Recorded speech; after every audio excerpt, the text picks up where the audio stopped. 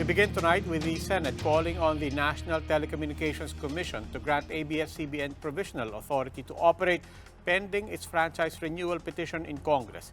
Several senators have expressed their support for the resolution, but some lawmakers are framing the matter as a question of loyalty to President Duterte. Greg Gregorio has the story.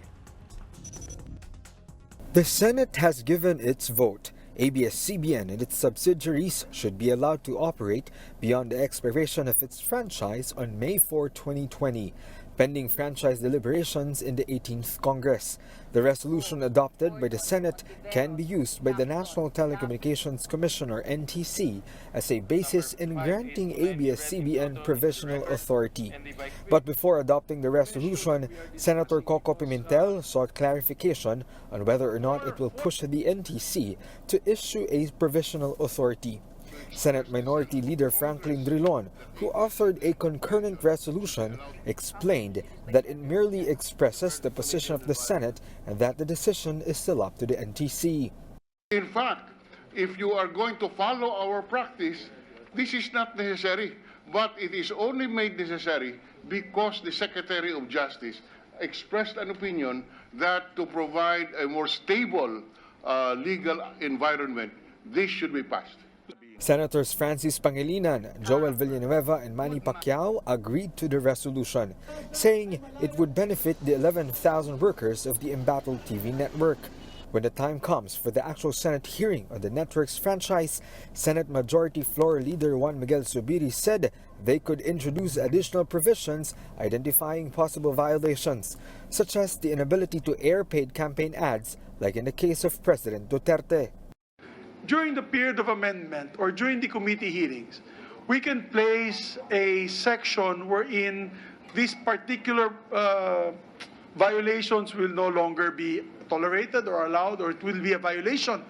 The difference between a concurrent resolution and a joint resolution was also tackled.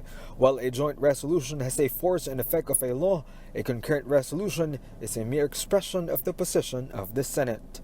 For News 5, Greg Gregorio, we are One News. Over at the lower chamber, the House Legislative Franchise Committee has finally calendared its hearing on ABS-CBN's franchise renewal. That will take place on March 10. House Speaker Alan Peter Cayetano says the hearing will take place to let the National Telecommunications Commission know that Congress is acting on the media giant's franchise.